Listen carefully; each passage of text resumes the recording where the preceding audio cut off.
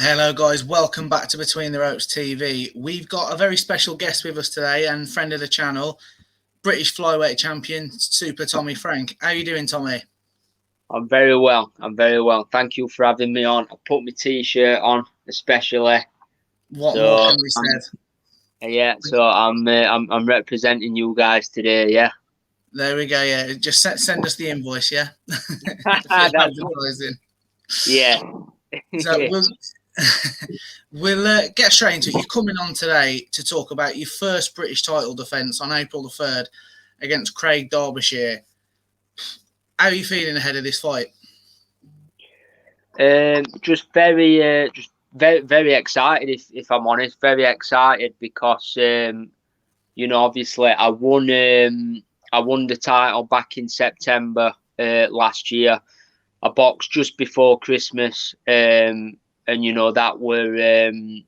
ended up just being an 8 rounder through no fault of my own, but that is what it is. And so finally I can get this first defense done at this title, and it's I'm just, like I said, I was extremely proud and excited to win it, and then but I'm even more excited to defend it, so it's one thing winning the title, but when you're actually defending it, and it's like my property, do you know what I mean? And someone's trying to come and take that belt away, and it's not happening. It's not happening, so that's just, it's giving me that extra motivation. And basically my mindset is that belt is on me and it's staying on me, and that's that no matter what. So it's gonna be exciting. It's gonna be exciting. I've been training for this date, since Christmas, really, since the start of the new year, and I've just been training day in, day out. And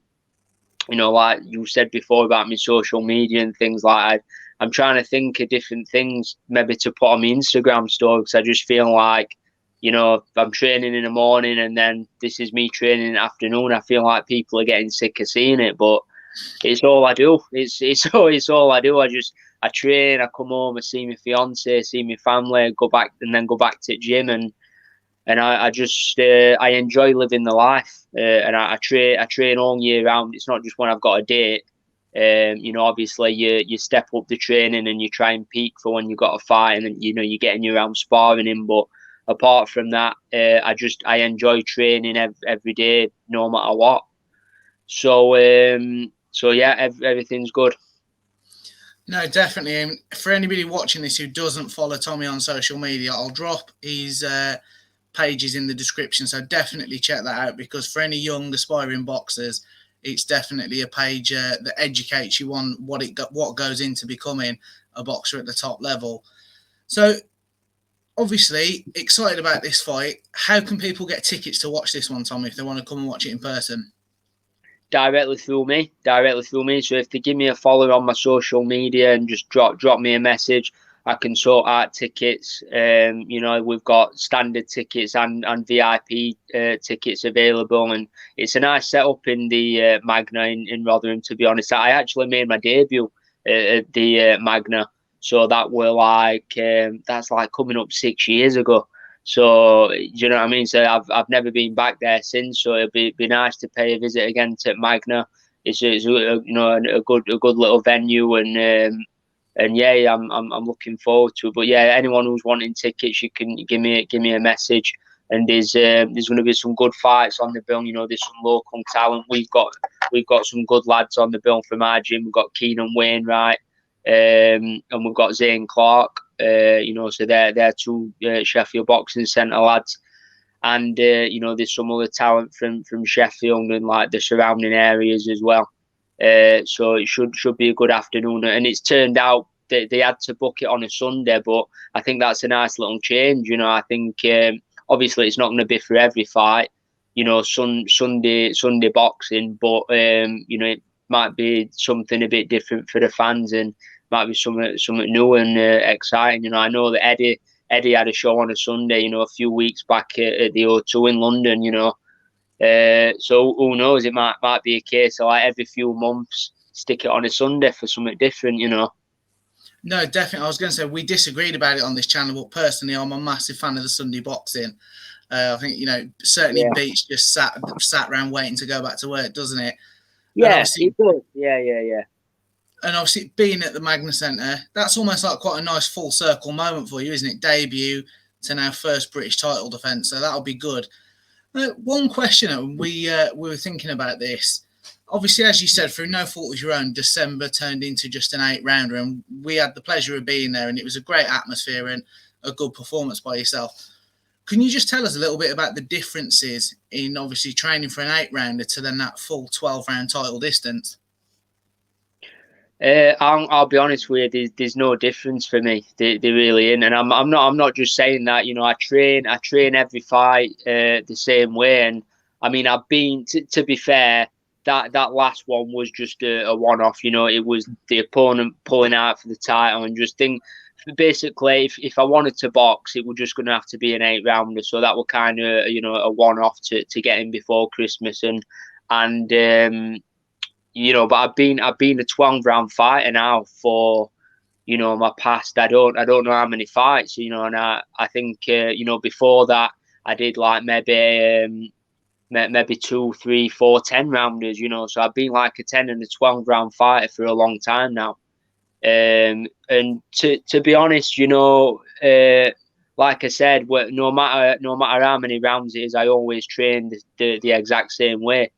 You know, and you get in your round sparring and things like that, and then you know, you're making your rounds up like on the bags and the pads after and stuff like that. And it's just getting, you know, to that general fitness. But I think once you've done a few 12-rounders, you know, you kind of, you know, where you need to be, and you just have to maintain that. You know, other fighters might be different. You know, they might train for exactly what they know they're fighting at. But for me, I make sure that I'm 12 rounds fit for every fight. So yeah. No, I think that shows as well, because obviously, as you said, with your 8-rounder that we had the pleasure of coming to in December, we were both surprised that you weren't really breathing at the end of it. Or you just seemed quite sort of, you know, considering you just done 8 rounds, 24 minutes worth of boxing, you were so fit, and I think that it really shone through in the performance.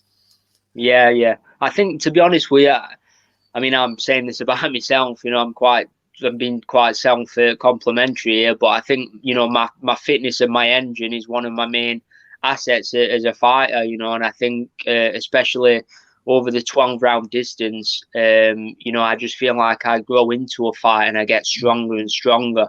You know, other fighters may start off strong and kind of, you know, come down towards the end, but I just feel myself going up and up and up when the other guy's coming down. And I've always been like that. I've always had a really good engine.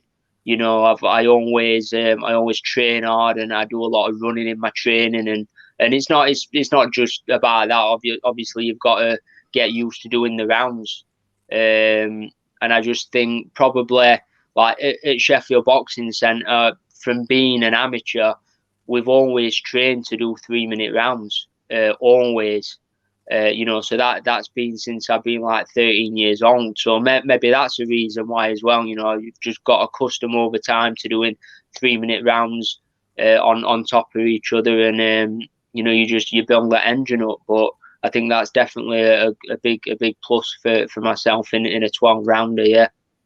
No, 100%. I mean, obviously, this is the first outing of 2022, and let's be honest, this could turn into being a huge year for yourself.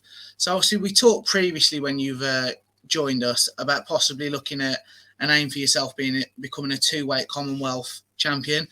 You know, what is the plan? Is it defend the British title, keep the belt, move up? You know, what does 2022 have in store for Tommy Frank?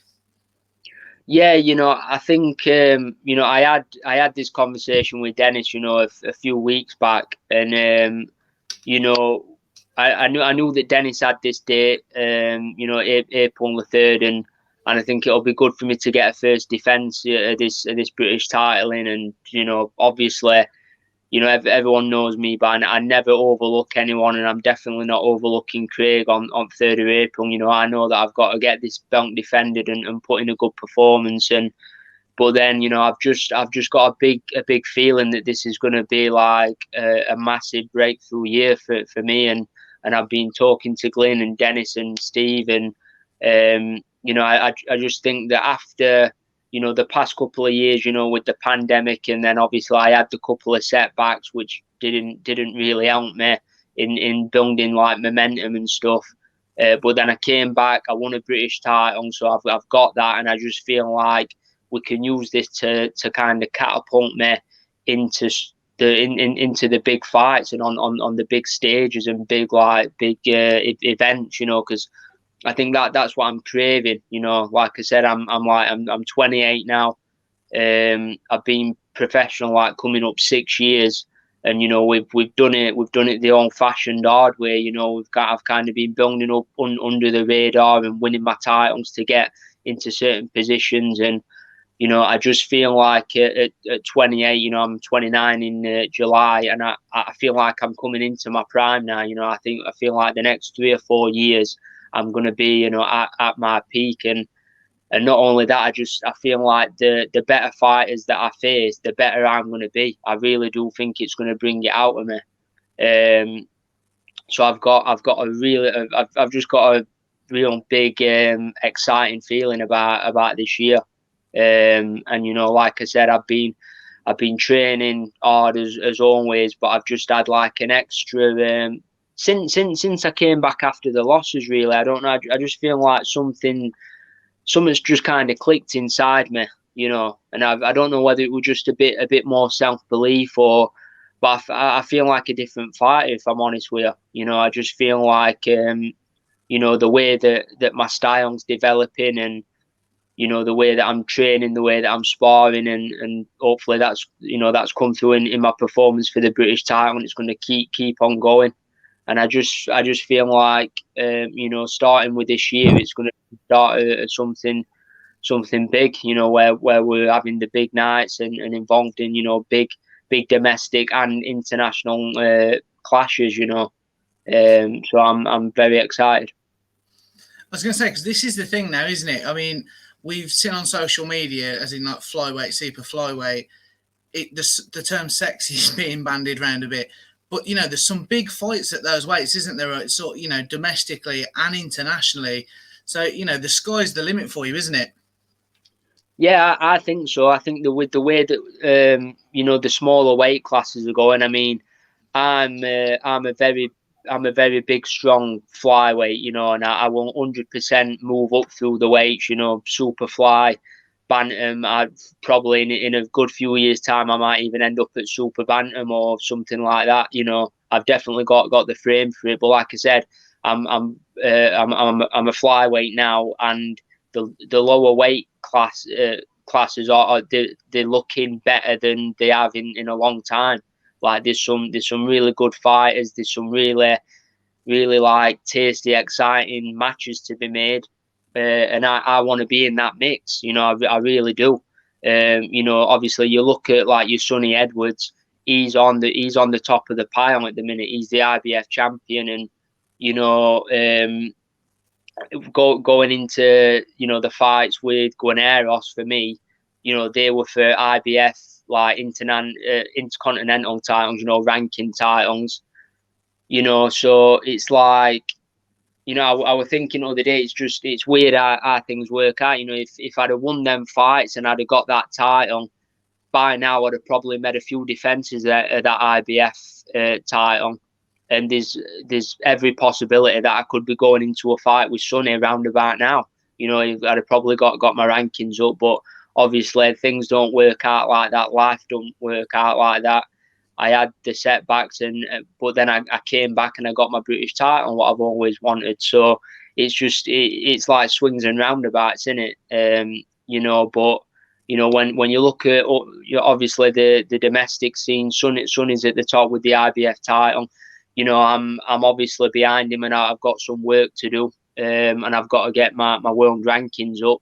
But in order to do that, there's some very good fights to be made for me to get my rankings up. Like the European title's vacant. I'm the number 1 contender for that, and you've got like I don't know. You've got fighters like Jay Harris. I think he's moving back up to flyweight. You've got fighters at the weight above what could possibly move down, and these are all fights that can be made and that I want to be a part of. You know, So it's like, obviously you know me, I don't like call fighters out on social media and things like that.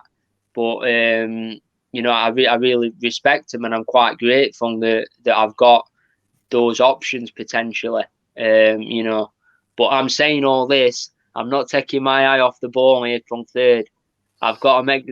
I'm getting my first defence of this British title done, and you know my sole focus is on that. And you know, moving forward, we'll see what's out there. But I'm definitely excited, and I, like I said to you before, I know I keep repeating myself, but I'm craving the big fights now. I am. No, definitely. And we are so excited to sort of watch this journey unfold for you. You know, big 2022, but, you know, even and beyond that, isn't it? So we'll wrap it up there. Thanks ever so much for joining us, Tommy. I'll stick your social media details in the description. So, guys, don't forget, if you want tickets, April the 3rd, Rotherham, message Tommy direct. And, yeah, we'll see you on the next one. That's great. And if I can just add something in, and if I could just ask you, I don't want to be cheeky, but maybe at the end of this video, if you could put a list of my sponsors up, if I send them you over, because you know I just want to say a massive thank you to them, you know, because they enable me to do what I do, to train full time. And like I've said to you before, you know, they're so supportive. Like a lot of them have been my sponsors since I was an amateur. So just as always, a massive thank you to all my sponsors. Fantastic. We'll get that list up. So check Tommy's socials out, guys, and check his sponsors out.